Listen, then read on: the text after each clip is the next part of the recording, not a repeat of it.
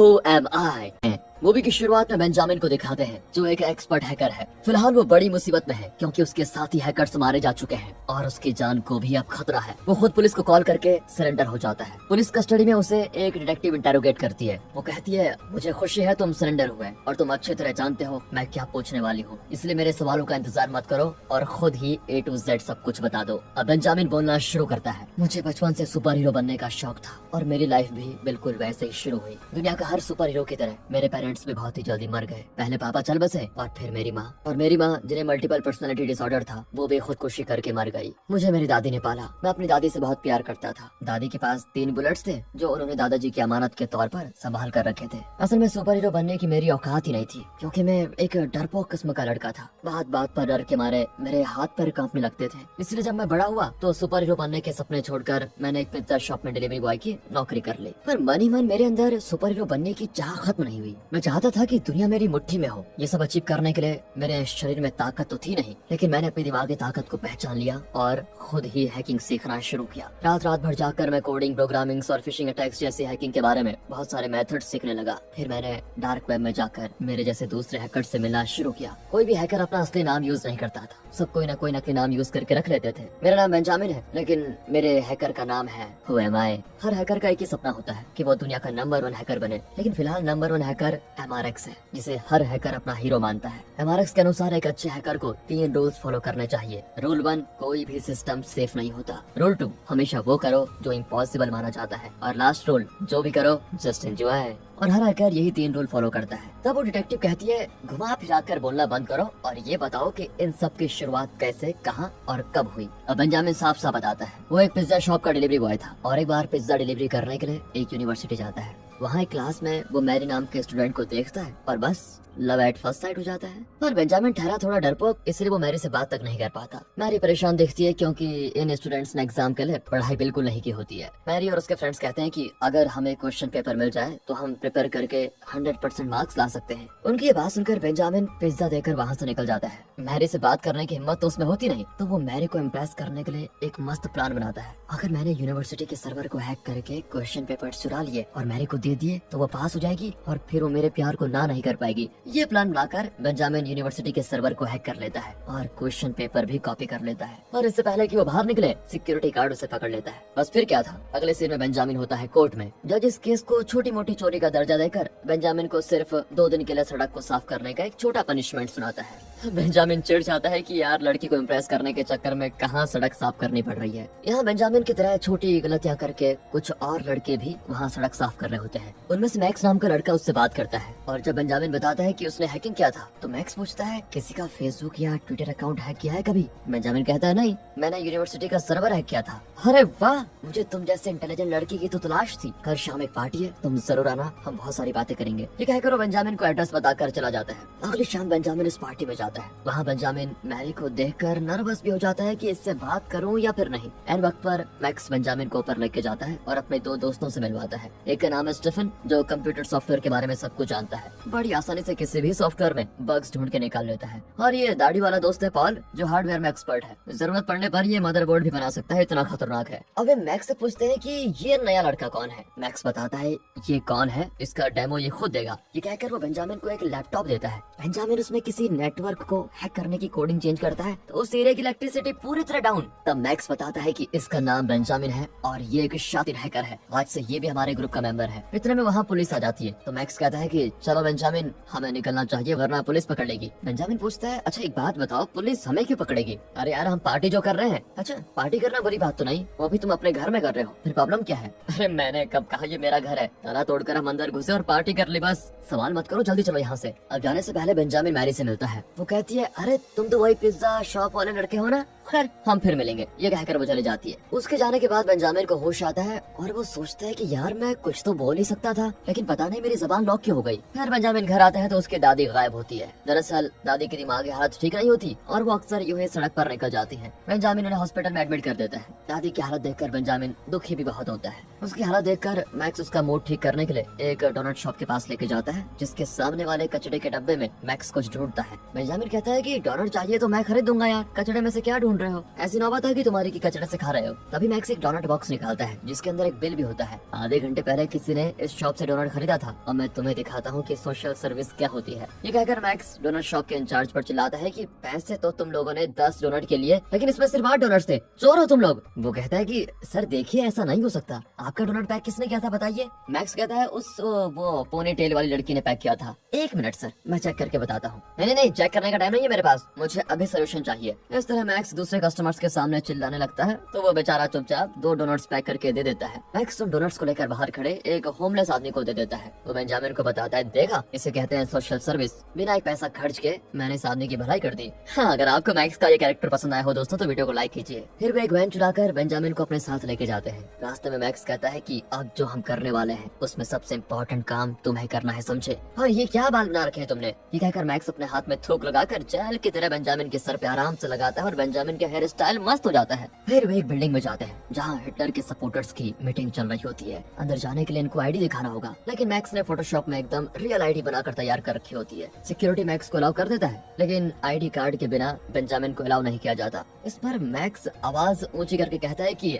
ये मेरा दोस्त है और यहाँ नया मेंबर बनने आया है, आज ये अंदर स्पीच देने भी जा रहा है। ये सुनकर वो दोनों को अंदर जाने देता है। स्टेफन और पॉल बाहर वेट कर रहे होते हैं। मैक्स समझाता है कि उस लैपटॉप में वीडियो प्ले होगा जो स्क्रीन पर दिखेगा, हमें उस लैपटॉप को हैक करके वो प्ले करवाना है जो हम चाहते हैं। दरअसल यहाँ कई वाईफाई नेटवर्क्स हैं और अगर हम उस नेटवर्क को हैक कर लें जिससे ये लैपटॉप कनेक्ट हुआ है तो बस हमारा काम आसान हो जाएगा। अब तुम जाकर ये पता लगाओ कि ये लैपटॉप किस वाईफाई नेटवर्क से कनेक्टेड है। देखो बेंजामिन, दिल में हिम्मत रखो और जाकर काम करो बस। उसका मोटिवेशन सुनकर बेंजामिन स्टेज पर जाकर माइक ठीक करने के बहाने किसी तरह उस नेटवर्क का नाम देख ही लेता है। इसके तुरंत बाद वे बाहर जाकर अपनी वैन में बैठ जाते हैं। फिर वे उस वाईफाई नेटवर्क को हैक करके उस लैपटॉप को भी हैक कर देते हैं। अंदर मीटिंग शुरू होती है जहाँ लीडर हिटलर की तारीफ में बहुत कुछ कहता है और फिर वीडियो को प्ले फीड किया जाता है। लेकिन ओरिजिनल वीडियो के बजाय इनका वीडियो प्ले होता है जिसमें हिटलर की बुराई और मजाक उड़ाया जा रहा है। मीटिंग में सभी चिल्लाने लग जाते हैं और वैन में बैठे ये चारों बहुत ज्यादा हंस रहे होते हैं। उन लोगों को पता चल जाता है कि कोई उनका सिस्टम हैक कर चुका है। उनके आदमी बाहर पार्किंग लॉट में खड़ी वैन को देखकर तोड़ फोड़ करने लगते हैं। चारों जान बचाकर वहाँ से कैसे भी करके निकल जाते हैं।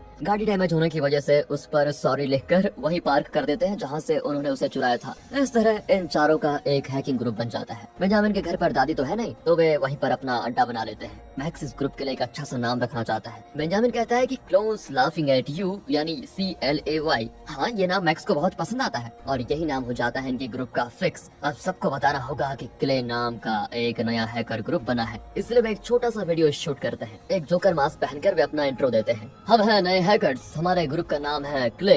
ये मेरा अंगूठा उन लोगों के लिए है जो हम पर विश्वास करते हैं। ये मेरी रिंग फिंगर उन लोगों के लिए है जो हमें सपोर्ट करते हैं। इंडेक्स फिंगर हमारी फैमिली के लिए, ये छोटी उंगली हमारी फ्रेंड्स के लिए, और बचा ये मिडिल फिंगर ये हमारे हेटर्स के लिए ऑफ कोर्स। ये लोग क्लोजअप में दिखाता हूँ। इस तरह एक वीडियो तैयार करके वे अपना काम शुरू कर देते हैं। अब वे एक बड़े बैंक का सर्वर हैक करके उसकी ऐसी हालत कर देते हैं कि उनका share market graph middle finger की तरह दिखने लग जाता है। फिर वे एक फार्मास्यूटिकल कंपनी को हैक करते हैं। ये कंपनी एनिमल्स को मारकर उनकी बॉडी से केमिकल्स निकालकर मेडिसिन बनाती है। वे उस कंपनी की लाइटिंग नेटवर्क को हैक करके कुछ ऐसा कर देते हैं कि उस बिल्डिंग पर लाइट से लिखा होता है वी किल्स एनिमल्स। वैसे क्ले ग्रुप किसी का नुकसान नहीं करता, लेकिन वे दुनिया को दिखाना चाहते हैं कि आपके सिस्टम सेफ नहीं है, उनको सेफ रखिए। लेकिन जब तक हम हैं तब तक वो सेफ कैसे रहेंगे। मीडिया में हर तरफ इन्हीं की चर्चा होने लग जाती है।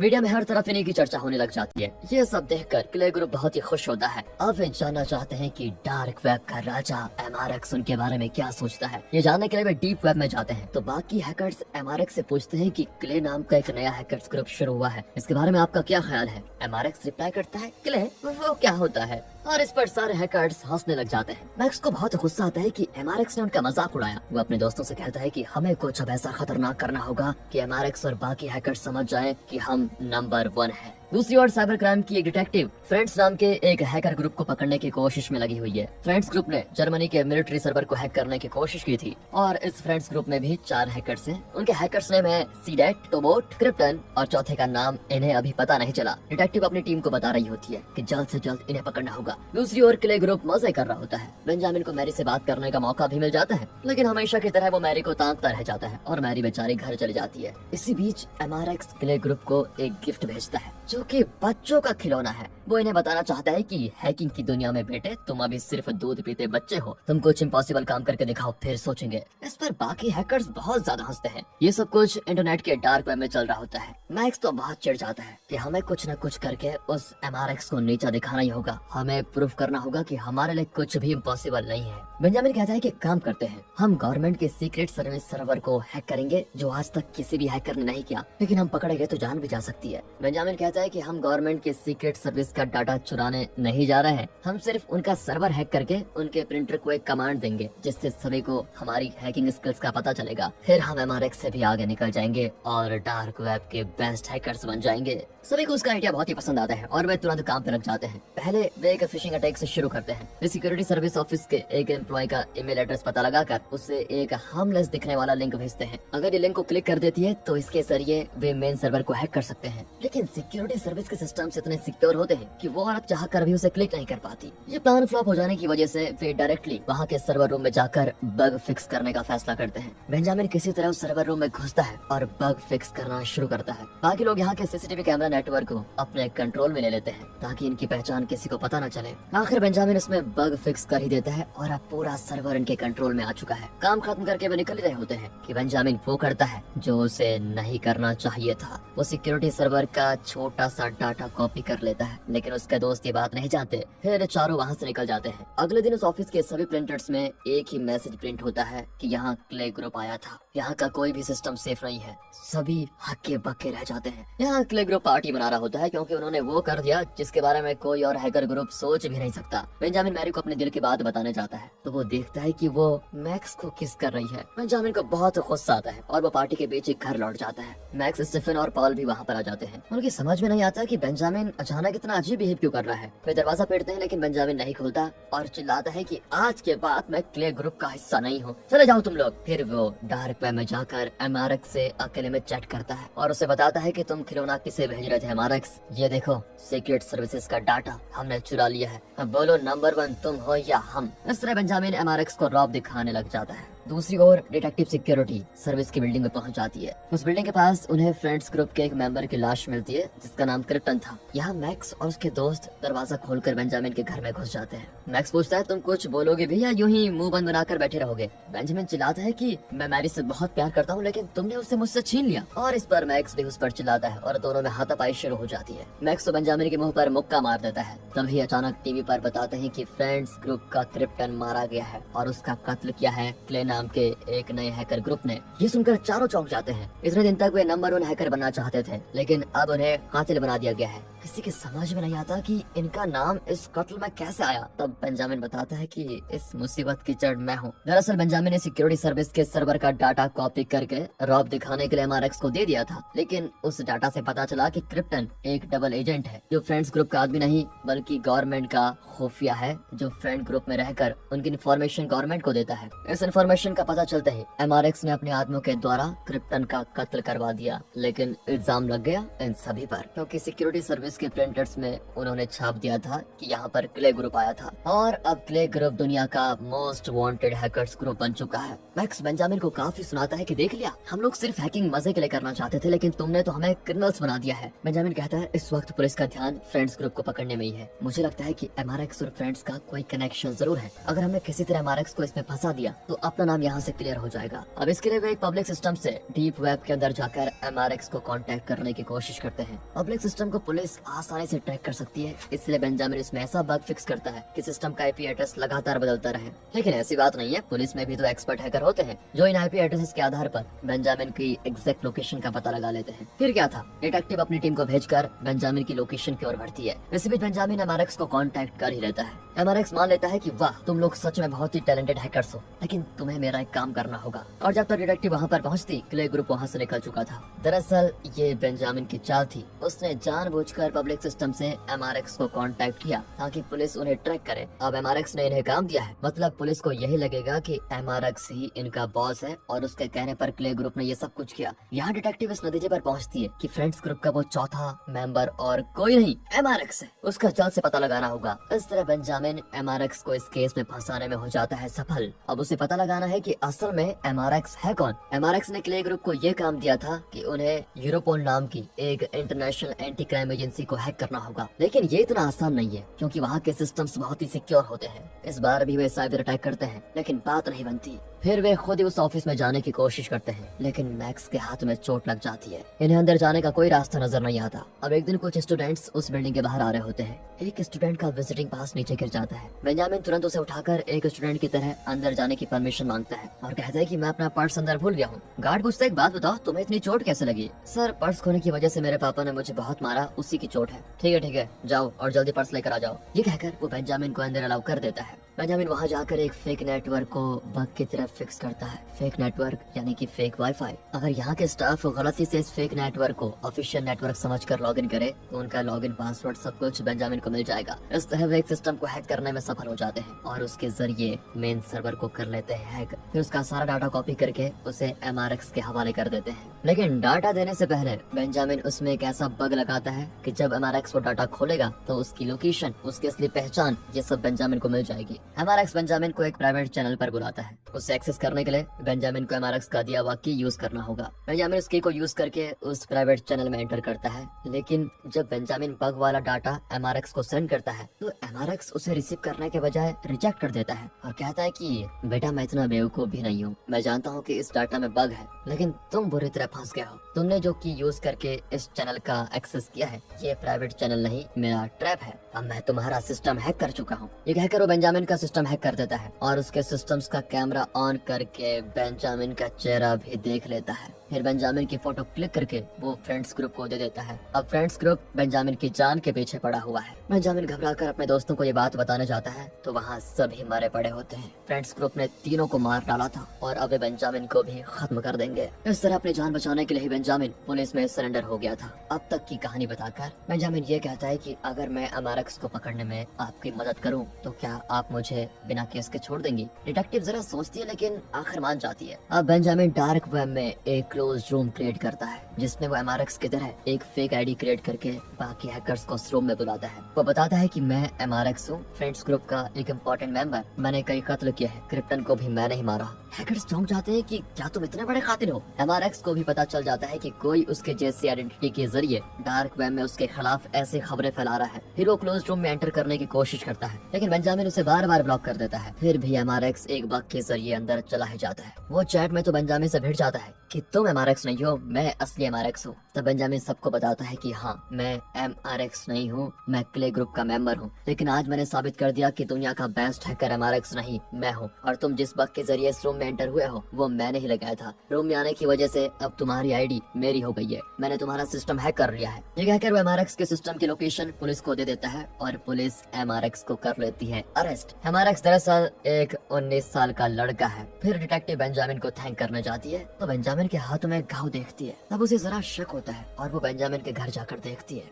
बेंजामिन ने बताया था कि उसके दोस्त मैक्स, स्टीफन और पॉल मरे पड़े हुए हैं लेकिन वहाँ कोई नहीं होता। फिर वो एक एक्सपर्ट डॉक्टर से मिलती है तो वो बताता है कि बेंजामिन की माँ को मल्टीपल पर्सनालिटी डिसऑर्डर था, तो बेंजामिन को भी ये डिसऑर्डर होने के चांसेस हैं। अब डिटेक्टिव बेंजामिन से पूछती है कि ये चोट तुम्हें कैसे लगी? बेंजामिन कहता है कि मुझे कुछ याद नहीं है। डिटेक्टिव कहती है कि तुमने मुझे जो कहानी सुनाई उसमें एक चोट मैक्स के हाथ में लगी थी। मैक्स नाम का कोई है कि नहीं, या फिर तुम ही मैक्स हो? सिर्फ मैक्स नहीं, स्टीफन, पॉल, मैरी सब तुम्हारी इमेजिनेशन है। तुम्हें भी मल्टीपल पर्सनालिटी डिसऑर्डर है। ये सुनकर बेंजामिन का सर चकराने लगता है क्योंकि उसे वो सारे कैरेक्टर्स रियल लगे थे, हालांकि वो खुद ही उन 4 कैरेक्टर्स को जी रहा था। उसकी हालत देखकर डिटेक्टिव को उस पर बहुत तरस आता है और वो कहती है तुमने जानबूझकर कोई गलती नहीं की, आगे से ये हैकिंग छोड़ दो तभी तुम चैन से रह पाओगे। बेंजामिन भी सब कुछ छोड़कर एक नई लाइफ शुरू करता है। तब मैरी, मैक्स, स्टीफन और पॉल उसके पास आते हैं। मैक्स कहता है कि वाओ, आखिर हमारा प्लान सफल हो गया। ये सब कुछ बेंजामिन की इमेजिनेशन है ना? नहीं, यहाँ खुलता है एक खतरनाक ट्विस्ट। ये चारों इमेजिनेशन नहीं,